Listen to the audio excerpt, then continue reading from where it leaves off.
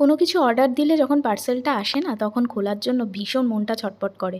তো আমি অর্ডার করেছিলাম ক্লোভিয়ার একটা প্যান্ট ওয়ার্কআউটের জন্য। প্রথমে যখন প্যান্টটা অর্ডার করেছিলাম সেটা না একদমই অন্য প্রোডাক্ট এসেছিল। সাধারণত ফ্লিপকার্টে এরকম হয় না, কিন্তু যাই হোক হয়ে গেছিলো।